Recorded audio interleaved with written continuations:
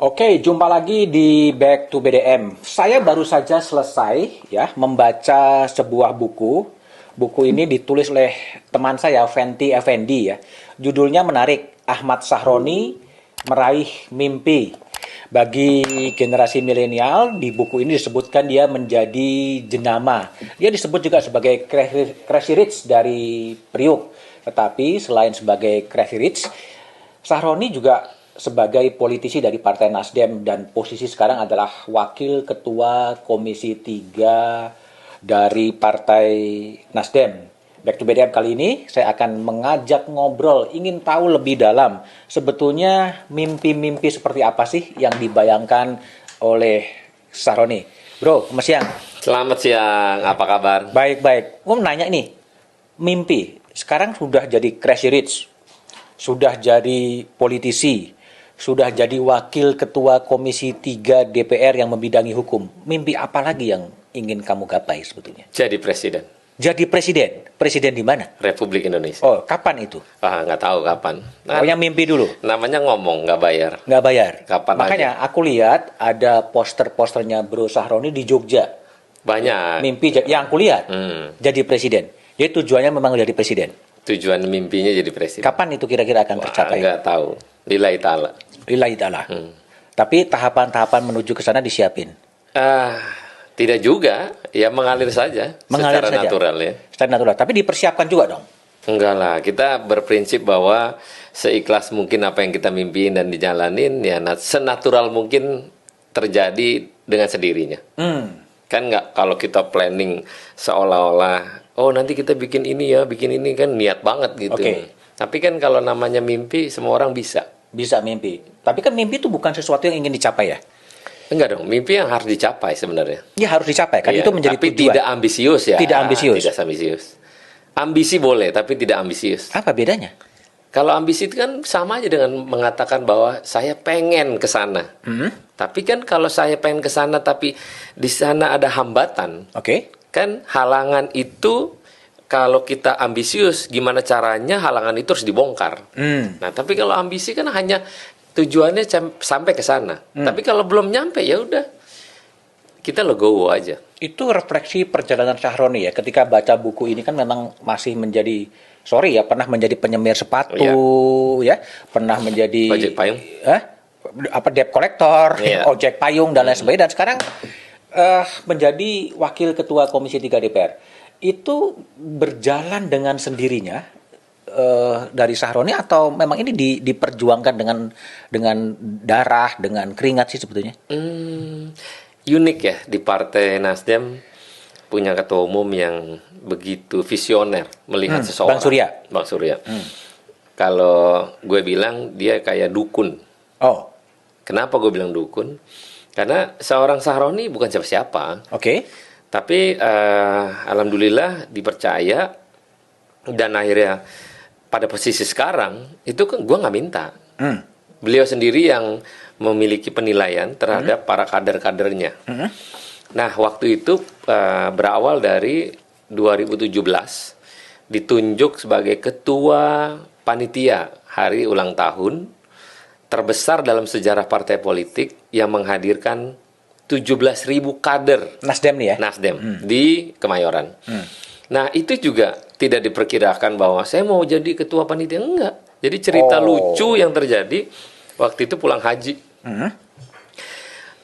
Langsung ke Surabaya karena Bapak ada acara di Probolinggo waktu itu. Cuman mampir ke Seraton Surabaya, kebetulan nyampe di lobi, mau naik lift bersamaan.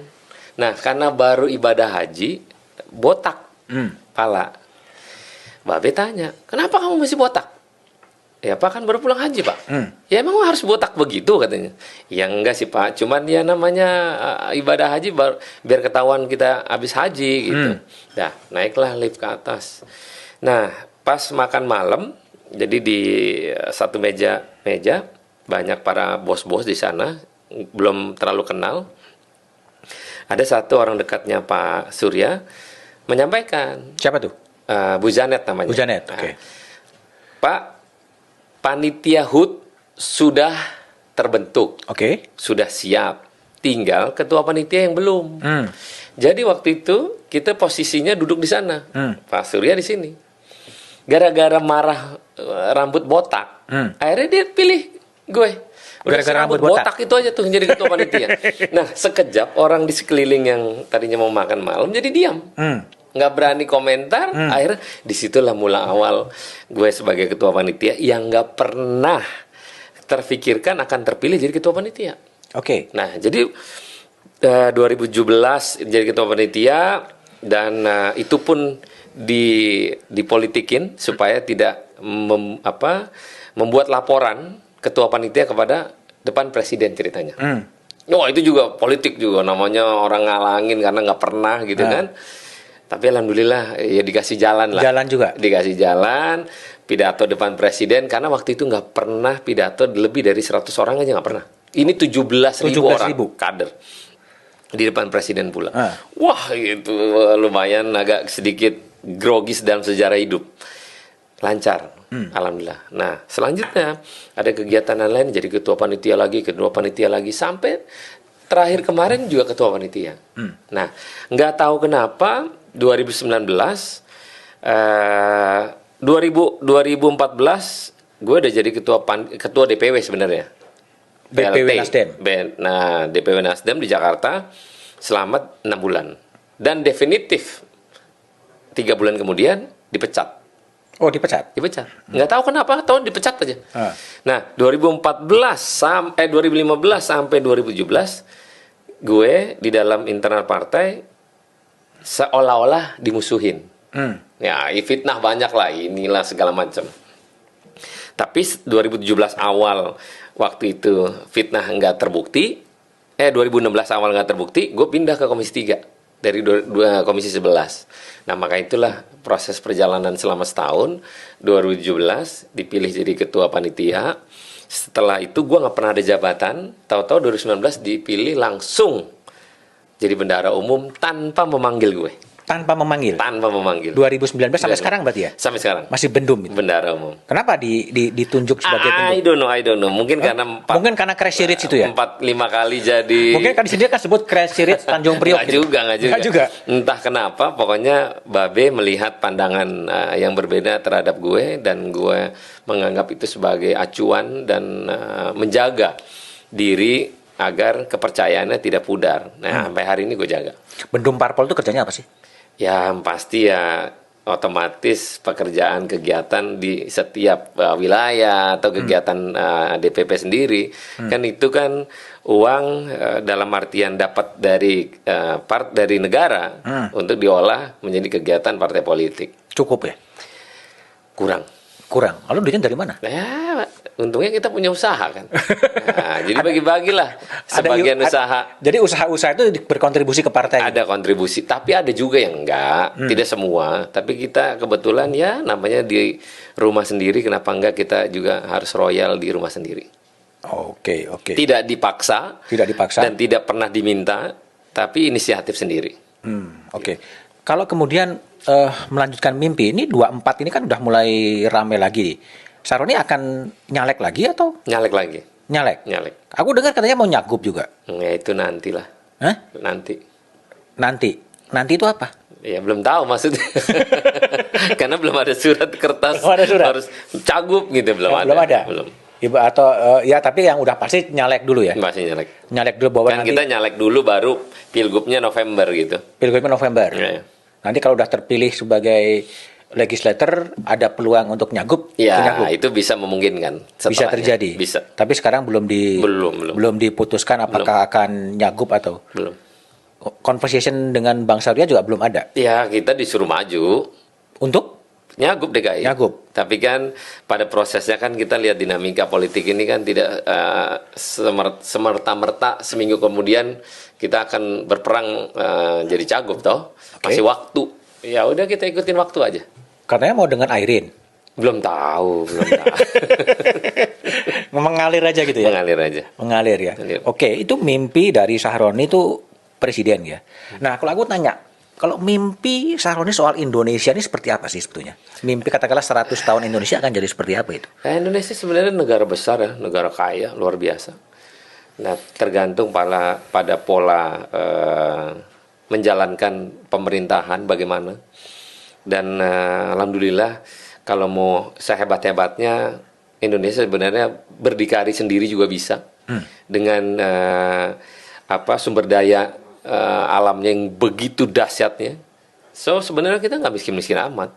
Cuman pengelolaan negara yang harusnya dipikirkan ke depan bagaimana cara yang terbaik untuk kepentingan masyarakat dari pelosok sampai ke ujung-ujung sana yang tidak tersentuh oleh kita. Oke, tapi kalau mimpi Sahroni soal Indonesia ketika berusia 100 tahun akan jadi seperti apa? Bayanganmu sebagai anak muda yang betul-betul meniti perjalanan kekerasan hidup dari bawah sampai sekarang menjadi politisi, seperti apa sih Indonesia 100 tahun itu? Ya, punya bayangan nggak? Mestinya 100 tahun Indonesia menjadi Indonesia yang lebih modern dan lebih lebih keren dengan segala situasinya. Yang terpenting adalah bagaimana masyarakat yang belum kita sentuh dia dapat tersentuh dengan mudah dan memadai fasilitas negara yang sedemikian kayanya ini. Itu 100 tahun kemudian kita berharap semua orang menikmati fasilitas apa yang dimiliki oleh negara kita. Optimis itu bisa tercapai. Optimis bisa. Optimis bisa tercapai. Bisa. Tapi kalau refleksi dari Sahroni soal sebetulnya akar yang menjadi problem Indonesia ini tidak maju begitu pesat itu sebenarnya apa? Ya karena orang-orangnya berpikir pendek. Berpikir pendek dan selalu tidak memandang langkah ke depan. Jadi flashbacknya selalu memflashback orang-orang yang memang banyak kekurangan dan kita tidak melangkah maju. Nah, bagaimana kita menerapkan langkah maju ke depan adalah berpikirlah secara rasional, berpositif thinking. Agar pemikiran-pemikiran untuk mengembangkan di Indonesia ini menjadi lebih baik, itu langkahnya ke depan. Bayangin, negara tetangga misalnya, itu kan pikirannya udah ke depan, udah lebih panjang. Jangan kita akhirnya ribut aja di antara kita. Nah, cara politik kita juga menaruh hanya banyak kebencian. Tidak kesukaan gara-gara seseorang misalnya dalam faktor yang lain. Nah, sedangkan kita negara besar yang banyakkan harapan masyarakat, harapannya kepada negara ini, kita adalah negara yang perlu bagian dari mereka dan mereka nyaman dengan kita. Jadi refleksi dari Ron ini, bangsa ini hobinya bertengkar ya? Hobinya bertengkar, menaruh kebencian aja. Menaruh kebencian. Iya. Enggak, ini menarik. Ini kan pertanyaan yang selalu saya ajukan ke tamu-tamu saya, Ron. Dan jawabannya mirip loh. Termasuk dari Ridwan Kamil menyebut kelemahan dari bangsa ini adalah hobinya bertengkar. Betul. Ribut sendiri. Jadi buat apa akhirnya ribut, cuma ribut. Orang negara lain mikirin langkah bagaimana ke depan 5 tahun, 10 tahun, langkah tercepat kita apa. Dan menjadi satu dalam rangkaian untuk memproklamirkan bangsa ini ke depan, langkahnya apa aja kan, kenapa nggak kita bisa duduk? Jangan akhirnya menghujat si A, menghujat si B, si A nggak benar, si B nggak benar. Emang negara ini semuanya benar? Belum tentu benar kok. Pasti banyak kekurangan. Dan nggak ada yang sempurna kan? Dan tidak ada yang sempurna, dimanapun di dunia. Tapi minimal kita punya upaya, bahwa upaya untuk duduk bersama, membangun bangsa ini yang moderat. Orang yang kayak kita yang lebih penting berpikirnya secara besar, kan orang bawah belum tentu pikiran sama. Nah, karena itulah orang-orang yang moderat ini berpikir untuk kepentingan bangsa ini lebih baik ke depan agar masyarakatnya penuh dengan kenyamanan. Orang yang hobinya bertengkar atau bangsa Indonesia yang hobinya bertengkar memang dari dulu gitu? Ya karena dilahirkan selalu maunya berantem. Dilahirkan maunya berantem? Iya, selalu maunya berantem, membenci seseorang. Bawaan bayi gitu? Bukan bawaan. Kan jadi kacau nih negara, harusnya baik-baik. Negara 270 juta orang gitu. Kalau di atasnya selalu ribut, ya bagaimana? Kita dalam rumah tangga aja kalau suami istri ribut kan anak ngelihat, loh ini papa mama ribut aja.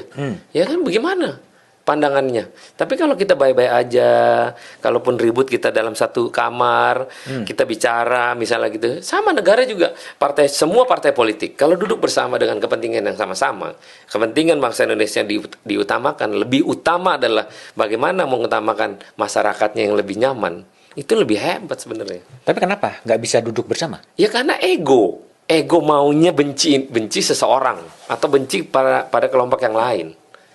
Ya ego tadi, merasa juga pengen dia adalah bagian dari orang yang paling kuat atau paling hebat misalnya.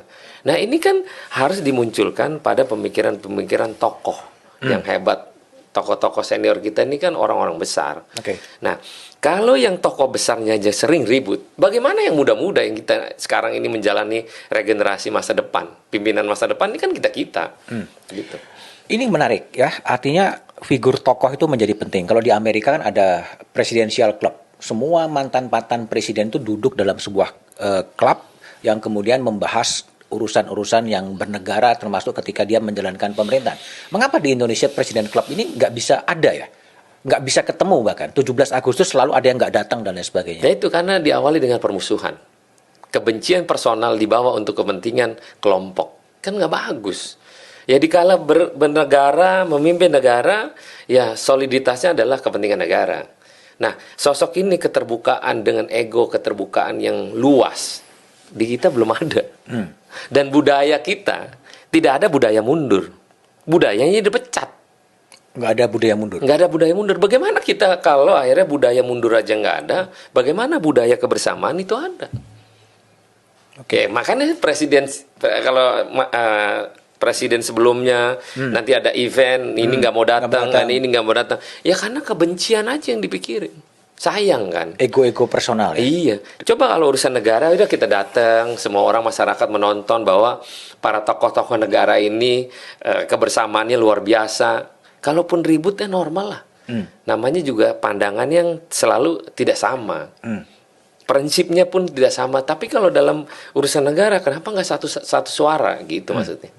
Itu pandangan saya. Iya, makanya ini kan pandangan Roni yang generasi penerus ya, generasi kedua. Tapi kan faktanya kan seperti Pak SBY, Ibu Mega kan jarang bisa ketemu juga sebetulnya.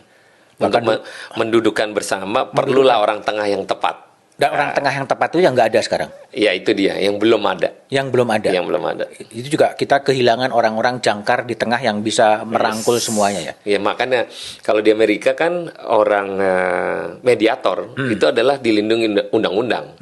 Nah di kita kan enggak, orang tengah dijadiin sebagai pelobi tingkat tengah yang tidak dilindungi dalam undang-undang. Jadi sekarang kita perlu orang tengah untuk dalam beberapa aspek dari kanan dengan kiri untuk mensamakan persepsi.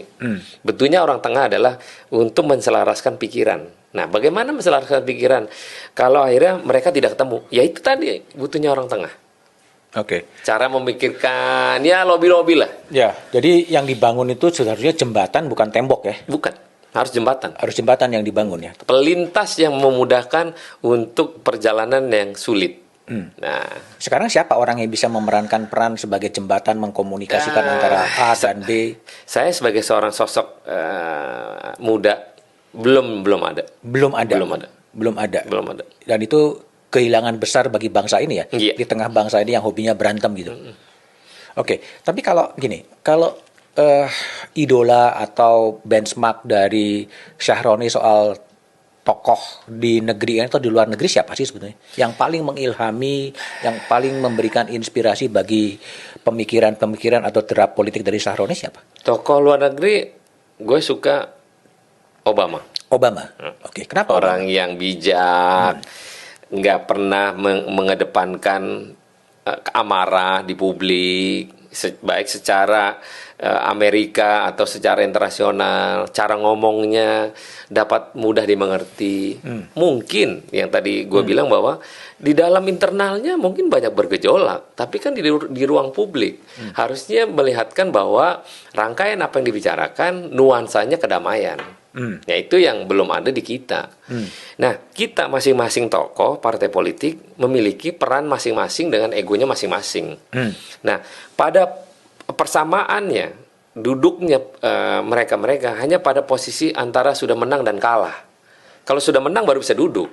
Kalau pada saat sebelum menang tidak ada duduk bersama dan selalu mengedepankan strategi dengan strateginya masing-masing. Tapi minimal ada langkah di mana mereka tidak melihatkan ke publik atas kebencian kepada seseorang misalnya atau kelompok. Itu lebih indah mestinya di Indonesia. Padahal tidak harus menang kalah, bisa juga dua-duanya menang ya. Bisa dua-duanya menang dan akhirnya dua-duanya bisa Dua-duanya menang pada pokok pada ujungnya. Iya, dua-duanya bertanding dan kemudian bersanding gitu. Yes. Itu yang menjadi kelihatan demokrasi Indonesia sebenarnya. Itu Obama di luar negeri. Kalau di dalam negeri yang menjadi tokoh idola dari Sahroni siapa sebetulnya? Walaupun bukan membanggakan, Iya. bukan membanggakan, tapi seorang Surya Paloh adalah tokoh senior yang Bisa menjadi payung sebenarnya. menjadi panutan karena udah 9 tahun kenal dengan beliau. Cara pandang politik, cara pandang keleluasaan berpikir secara luas, Pak Surya adalah orang yang memang menjadi tokoh negara yang patut menjadi panutan kita semua tentunya. Cara mereka berpikir, cara pandangan Pak Surya untuk negara ada, untuk kelompoknya ada. Jadi tidak mengedepankan egonya sendiri. Pak Surya adalah orang yang mengayomi dan berpikir secara luas, pandangan-pandangan, bagaimana pendekatan politik, bagaimana pendekatan secara personal, bagaimana pandangan di luar daripada internal misalnya, itu luar biasa. Harusnya Pak Surya beyond dari political party ya. Mestinya adalah jadi orang penengah. Tapi jadi orang penengah. apakah orang yang seperti Pak Surya mau didengarkan kepada orang yang memberikan masukan? Terkadang orang yang dikasih masukan merasa pintar. Padahal konsumsi untuk menengahkan untuk semua pihak happy, everybody happy, itu lebih keren sebenarnya. Dan untungnya saya sudah tahu karakter dan sudah tahu cara bicara.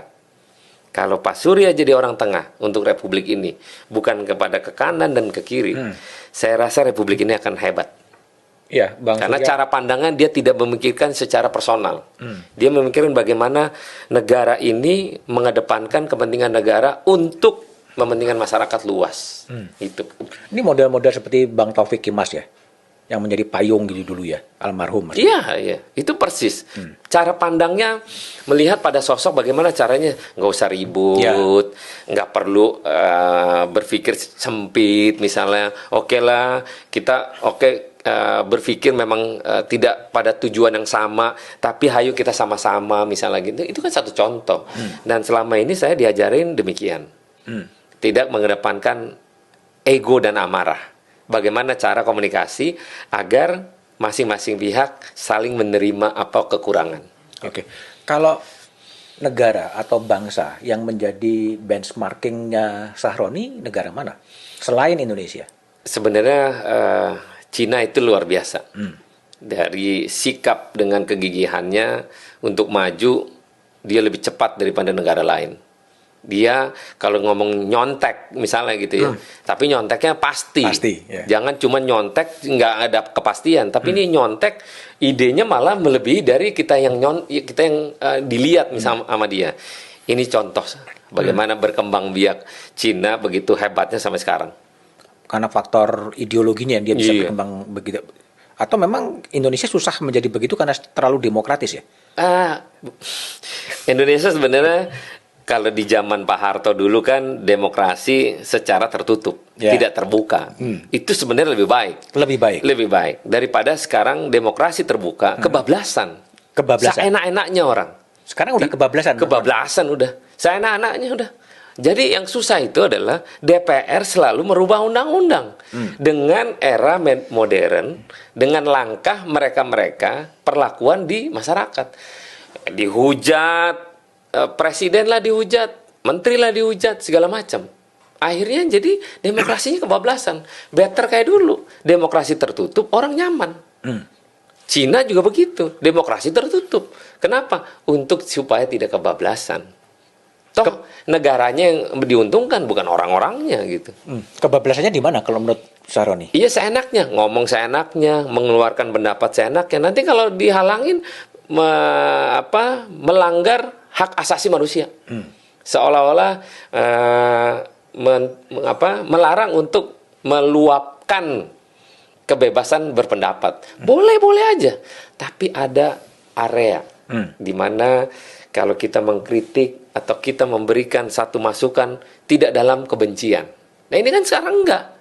Kritik tidak ada lagi. Bagaimana caranya benci? Benci. Benci dan benci dan benci. Oke. Dan bila perlu melakukan karakter assassination. Nah, kalau di ruang publiknya nggak kedapetan, dia pakai ruang yang lain. Menyewa dengan alasan yang lain. Atau mempergunakan orang-orang dengan narasi kebencian-kebencian untuk menghujat seseorang. Nah, ini republik ini mau sampai kapan? Kalau akhirnya semua orang digunain untuk merusak negaranya sendiri. Kan gila ini. Ini termasuk itu ya, Instagram yang menyinggung Bro Roni ya, yang disebut-sebut oleh seorang di Instagram yang menyebutkan Anda terkait dengan terima uang dari kasus Bakamla itu. Ya, iya, jadi gini, ada orang-orang membenci kita, tidak bisa langsung head to head, dia menyampaikan hal-hal melalui orang lain. Dan dia akuin bahwa saya terima rilisnya. Siapa yang memberikan rilis? Saya tidak ingin kasih tahu, tapi izin, mohon maaf atas rilis itu, saya ditegur oleh Pemret. Oh ini dari itu berita yang dari beritanya. Saya menyampaikan itu lagi ke publik supaya publik mengetahui. Saya ini orang yang terbuka, tidak selalu merta bahwa kita dijelekin, terus akhirnya saya mengutip diri untuk ngumpet. Saya nggak mau. Saya sampaikan itu lagi ke publik. Supaya rangkaian cerita tentang apa yang menjadi isu waktu itu 2020, itu kan saya udah dipanggil ke KPK. Nerima uang dari Merial Esa. Benar. Saya sudah sampaikan bahwa saya terima uang. Di rekeningnya pun masih saya simpan. Sebelum saya jadi anggota DPR. Nah, kalau swasta murni nerima uang apa nggak boleh? Boleh. Bisnis kok, bisnis to bisnis. Nah, tapi dalam hal ini kebencian seseorang kepada kita, dalam hal ruang publik, dia tidak mengkonfirmasi kembali. Pokoknya cari kesalahan Sahroni, lempar itu di media. Kan itu jelek. Itu lawan politik Anda, berarti? Pasti lawan politik. Cuma bagaimana lawan politik? Saya juga ada hal terkait kepada pandangan politisi-politisi lah. Kalau memang dia tidak pantas untuk bicara di ruang publik, saya akan kritik, saya akan sampaikan. Tapi penyampaian bukan hal kebencian, tapi ini menyatakan fakta.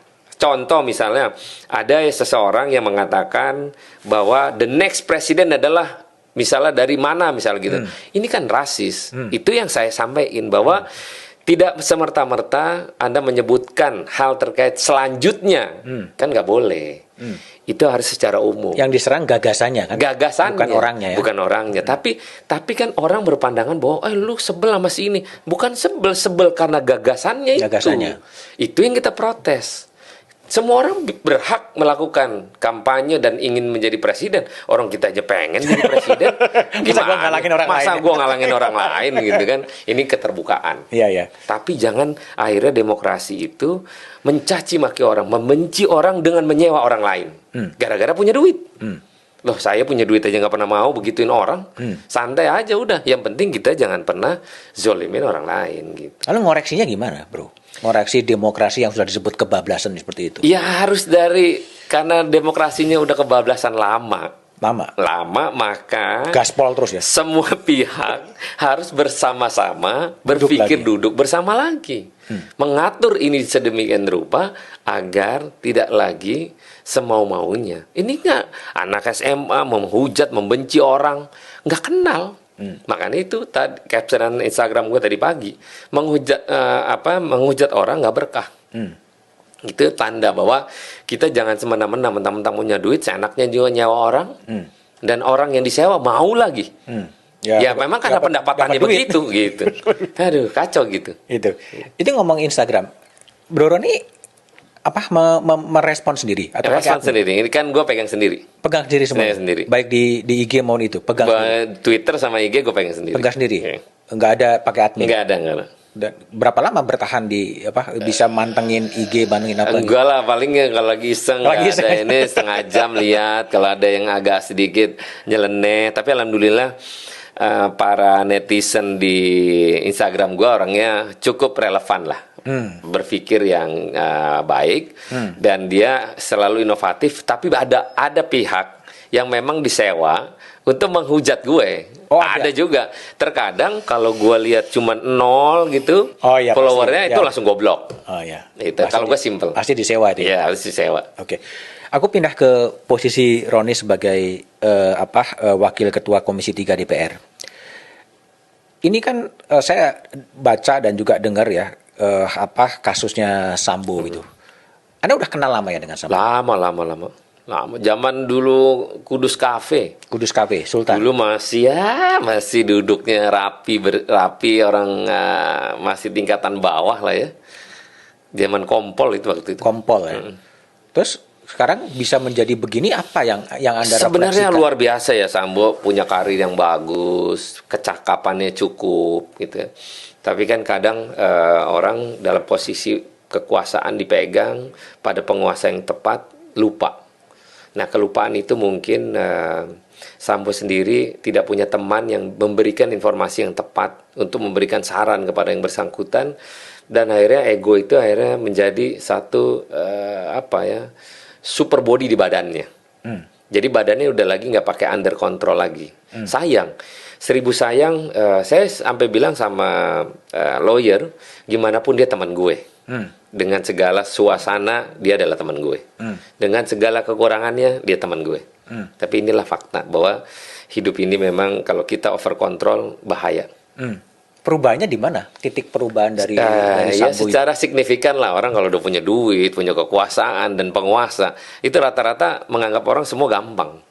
Dan itu yang dilakukan, dan akhirnya mungkin ya hilaf lah. Sekarang kalau ngelihat di TV penuh penyesalan pasti. Tapi ya nasi sudah jadi bubur, mau diapain? Sempat kontak lagi? Belum. Tapi someday pengen jenguk juga. Pengen jenguk Sambo? Pengen jenguk. Ingin apa? Ingin kalau pengen jenguk dan dikabulkan, pesan apa yang ingin disampaikan Roni kepada Sambo? Ya tawakal lah, sabar dengan apa yang saat ini dialamin, nggak bisa apa-apa.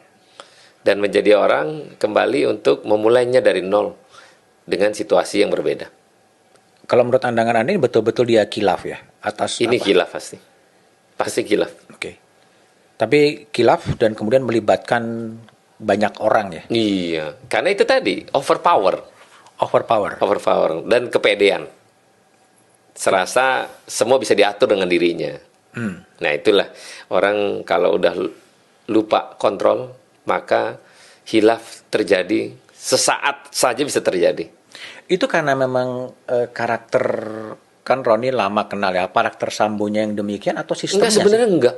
Karakter dia enggak. Dia orang yang cukup friendship kok. Cuman setelah bintang itu agak berubah. Agak berubah. Karena memang kecepatan promosinya gitu? bisa jadi ya, tadi kekuasaan didapat dengan konstruktif, dia cerdas dan pimpinan suka. Makanya karena kecerdasan itulah jadinya kecepatan mendapatkan pangkat dan lupa kontrol. Lupa kontrol. Lupa kontrol. Dan kapan akan ketemu dengan Sambo? Soon as possible. Sudah ngomong sama pengacaranya. Ini dulu. Kalau lihat jalannya sidangnya gimana? Oke, ya kan drama-drama yang di masyarakat, di publik tentang A, B, C, D, akhirnya kan semua bisa nonton sekarang. Bagaimana cerita dengan kejadian yang terjadi misalnya. Kan ada juga yang mungkin dalam perkara BAP-nya nggak ada, tapi di situ toto ada gitu kan. Nah itu satu cerita ditonton oleh publik, dan publik akhirnya lihat, oh benar kan, berarti kan begini begitu. Tapi kita lihat mungkin 2 bulan mendatang bisa selesai, dan kita lihat sampai di mana sidang pada putusan hakim nanti. Apa nggak sebaiknya, banyak orang mengatakan ya udahlah Sambo yang take over semua tanggung jawab karena toh itu semua bergerak atas perintah dia gitu. Loh, Roni gimana? Itu kan kalau ngomong dari awal misalnya saya tanggung jawab, saya tidak melibatkan misalnya. Kalau kan lucunya kan dia melibatkan semua. Ya, makanya. Nggak mungkin dia akan bisa tanggulangi sendiri. Karena itu tadi, karena berkelompok pada kekuasaan sekelilingnya bisa diatur dan mengatur itu semua, pada buktinya persidangan seolah-olah dialah superpower. Jadi semua orang akan ngikutin. Kasihan semua orang yang terlibat di dalamnya.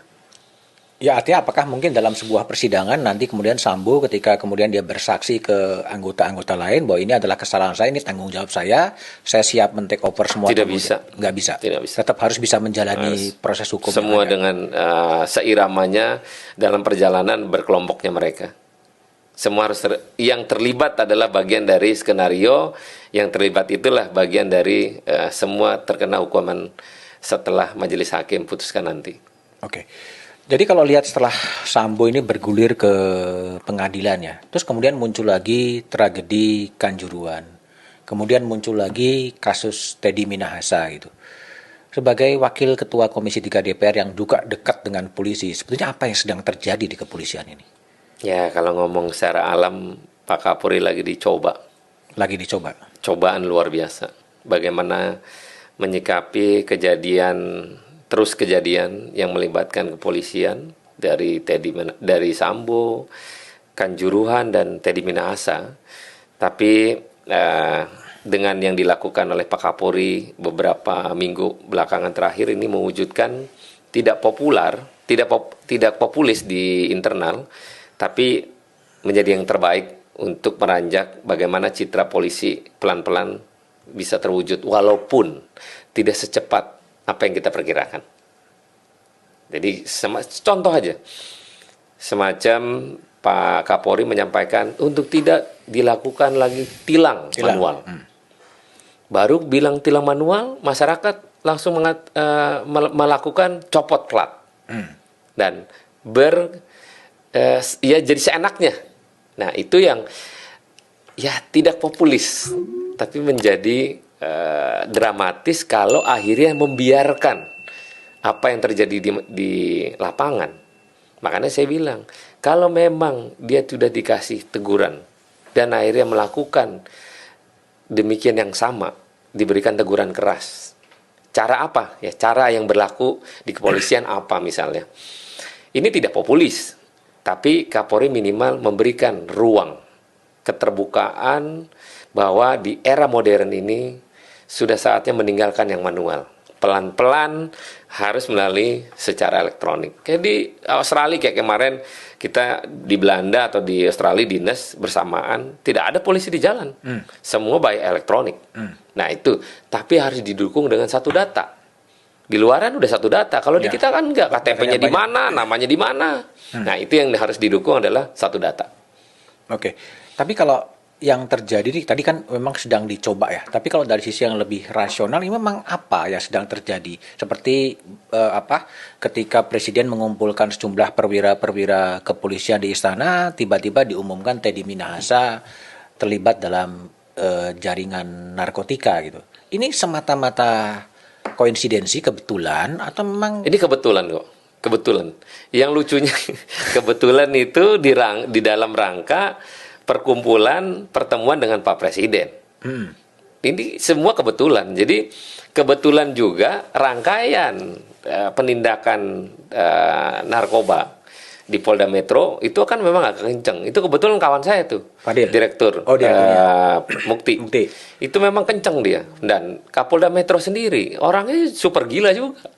Jadi dia memberantas dalam konsiden bahwa ini harus diberantas. Nah, kok ketemunya ke sana gitu. Jadi nggak ada hal pencarian seolah-olah mencari kesalahan Teddy Minahasa, nggak ada.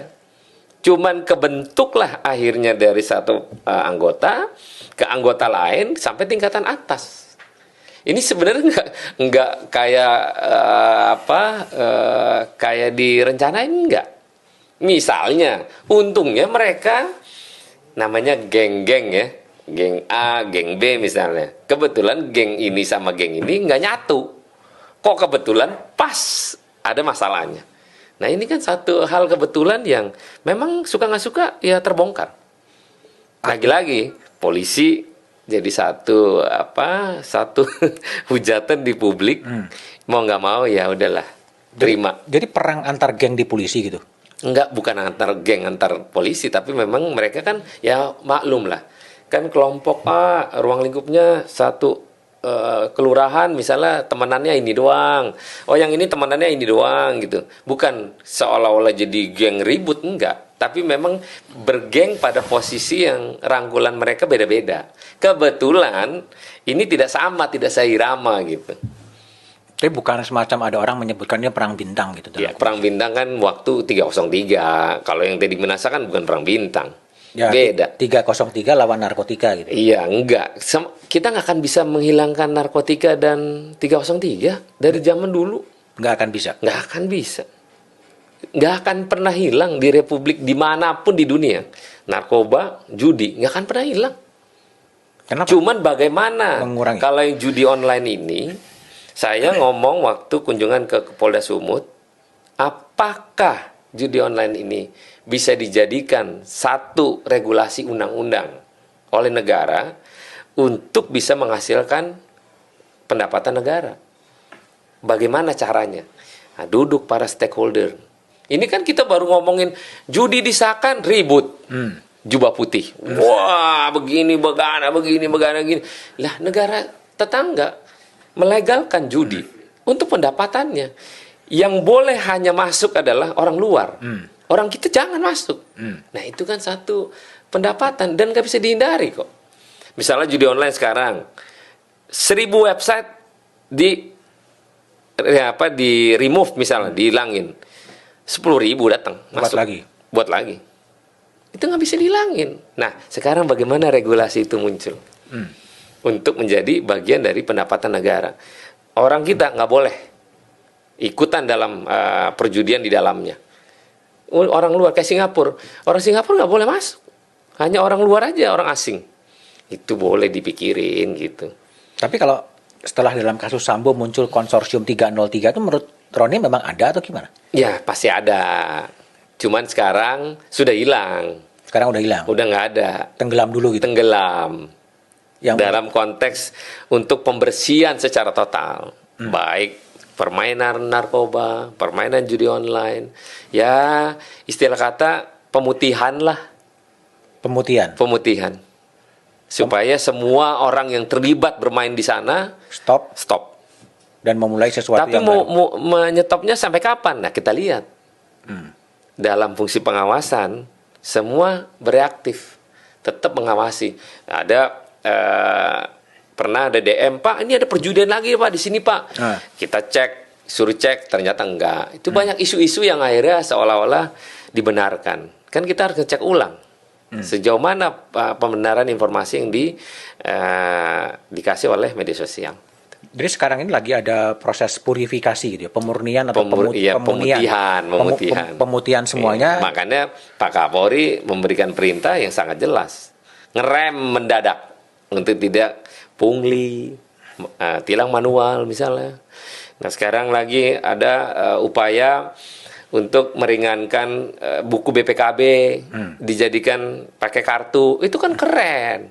Jadi orang nggak perlu pakai ngabisin buku misalnya gitu. Ini kan teknologi. Pokoknya di era modern ke depan harus suka nggak suka, ini adalah bagian dari kehidupan bernegara.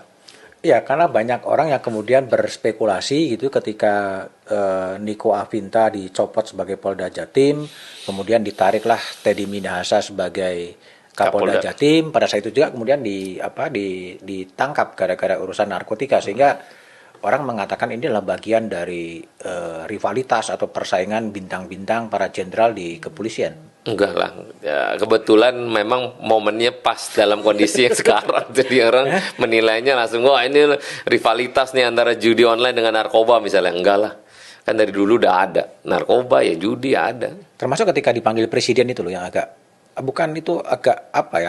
agak tragis sih. Agak tragis sih. Cuman kan apakah situasional ini akan diprediksi? Enggak, presiden juga nggak tahu pasti.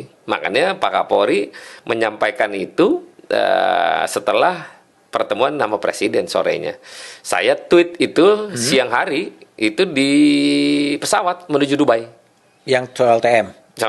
Saya bilang untuk Pak Kapolri menindak tegas siapapun yang terlibat.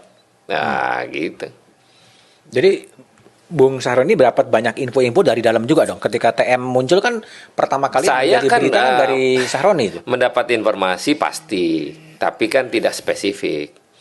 Dan kita memberikan satu semangat bahwa Pak Kapolri juga harus perlu dukungan dari kita untuk menjadi sosok seorang pemimpin yang tegas. Jangan akhirnya nanti tidak tegas, tuntutan masyarakat kan banyak. Apalagi kita pengen Pak Kapolri ini tegas. Walaupun tidak populis dengan aturan yang dia buat sekarang ini, mudah-mudahan pelan-pelan bisa naik citranya. Walaupun tidak secepat tidak mungkin. secepat yang dibayangkan ya.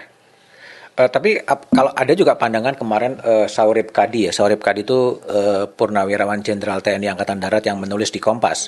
Artinya berbagai kisruh di kepolisian itu memang mengharuskan lahirnya semacam dia menyebut sebagai Perpu Keamanan Nasional yang melakukan reposisi terhadap posisi kepolisian tidak lagi berada di bawah presiden. Bung Saroni gimana meresponnya? Jangan disamain ya antara TNI dengan Polri misalnya. Kalau TNI kan gagasan dalam perencanaan sistem keuangan alutsistanya kan dia masing-masing UO beda-beda dan dialokasiin dalam satu kementerian pertahanan. Kalau polisi directly kan langsung, tidak dalam kondisi seperti TNI dengan 3 bagian. Dan ini langsung berhadapan dengan Pak Presiden, polisi sendiri. Kalau ada lembaga, satu kementerian yang membawa kepolisian, buang-buang duit. Ya kementerian dibuat asasnya masalah anggaran lagi. Sedangkan posisi anggaran yang harusnya memang diproduktivitaskan kepada kepolisian lebih meluas. Nah, ini adalah rangkaian gimana caranya kalau ada kementerian itu bukan makin ringan untuk mengawasinya, makin ribet. Kenapa? Bertumpuk dia di situ. Nah, sekarang bagaimana caranya kepolisian ini menjadi independen dalam berpikir program apa yang dilakukan oleh kepentingan masyarakat. Apa aja yang dilakukan, misalnya seperti kayak narkoba. Kan direktur narkoba nih, ada lembaga BNN misalnya. Ya kenapa nggak dilebur jadi satu?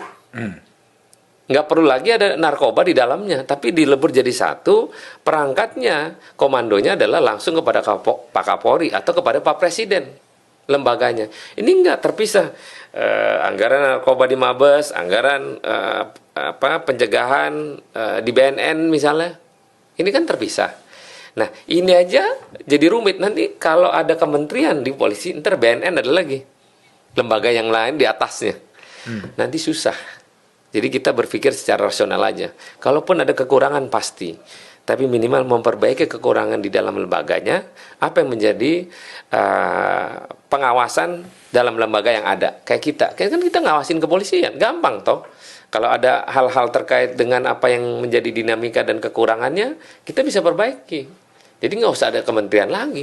Nanti ada kementerian, misalnya ada usulan kementerian dalam negeri, ngaco lagi nanti. Loh kementerian di sini kementeriannya hukum dan HAM misalnya, di sini kementerian dalam negerinya ada di Komisi 2. Jadi nggak matching gitu. Begitu. Nggak matching. Jadi tidak perlulah menempatkan kepolisian di bawah Kemendagri. Nggak perlu. Tetap bahwa ada butuh pengawasan. Pasti. Seperti Kompolnas itu kan kelihatan juga semacam menjadi jubirnya kepolisian juga. Ya itu akhirnya menjadi jubir kepolisian, tapi pada paradigma tentang apa yang terjadi di internal kepolisian. Nah kalau pada saat lagi rame, ya keluarlah menyampaikan hal terkait. Ada bagusnya juga untuk keluar, karena kalau enggak kan kita juga bingung Kompolnas posisinya di mana nih. Gitu. Pertanyaan terakhir saya, Bro.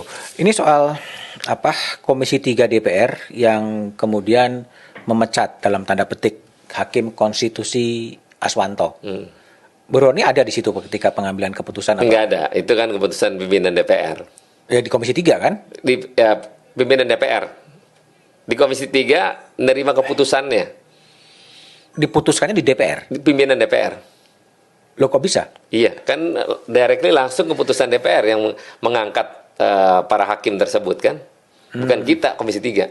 Kita mengusulkan. Nah, dari putusan itulah pimpinan DPR yang memutuskan. Nah, sayangnya hubungan komunikasi antara DPR dengan Mahkamah Agung waktu itu tidak sejoli, tidak jalan. Pokoknya merasa dia berkuasa, merasa dia adalah segalanya, dia tidak mau berkomunikasi dengan baik. Karena merasa tidak mau diawasi. Yes. Itu problemnya. Dan kita ini kan di negara ini perlunya komunikasi untuk sesuatu hal di mana ada kekurangan sebelum menyampaikan ke publik. DPR kan bisa ngelakuin apa aja dengan kekuasaannya. Tapi sebelum itu terjadi, kenapa nggak kita duduk sama-sama untuk melakukan komunikasi lebih intens? Apa yang menjadi kekurangan atau protes dalam ruang lingkup kecil misalnya, itu kan bisa dilakukan. Dan akhirnya respon terhadap pemecatan itu, akhirnya wah dengan opini yang berbeda-beda. Tapi kan kita udah jelasin dengan dasar dalih yang kuat. Dan Pak Presiden tahu kok apa yang terjadi. Gitu. Kalau Bro Roni lihat ya, sekarang posisi Hakim Agung yang ditangkap KPK dan kemudian kamar-kamar dari Hakim Agung pun kemudian disegel oleh KPK gitu. Apa ya sebenarnya yang terjadi di dunia peradilan kita ini? Ya sedih sih. Kan perwakilan Tuhan sebenarnya. Wakil Tuhan kan? Wakil Tuhan. Cuman semoga ini pertama dan terakhir. Dan kita nggak mau terjadi hal kayak kemarin. Dan ini menjadi pelajaran bagi Mahkamah Agung dan Hakim Agung untuk serius mengawasi anggotanya dengan seksama. Maka itu tadi perlunya komunikasi yang intens agar apa yang terjadi, apa yang menjadi kekurangan untuk bisa dibahas bersama-sama. Ya masalahnya kan Mahkamah Agung nggak ada yang ngawasin juga kan? Nah itu dia. Makanya saya minta waktu itu KPK mengawasi langsung. Mengusulkan KPK menjadi pengawas Mahkamah Agung dan Hakim Agung. Komisi Yudisial juga kewenangannya dipangkas. Jadi nggak ada yang mengawasi. Betul. Sehingga terjadilah kasus seperti Hakim Agung Sudrajat gitu. Kita udah pernah ngomong tuh 3 bulan lalu mengusulkan bahwa pengawasan langsung kepada Hakim Agung adalah KPK. Itu lebih bagus. Lebih bagus ya. Lebih bagus. Oke, thank you Bro Sahroni. Jadi teman-teman itulah obrolan saya dengan Ahmad Sahroni ya, bagi teman-teman yang mau melihat bagaimana kiprah dari Crazy Rich Priok, bisa dibaca nih buku Ahmad Sahroni Meraih Mimpi. Lebih dalam mimpinya tadi saya obrolkan dengan Sahroni. Thank you, sampai jumpa lagi di tamu-tamu saya berikutnya.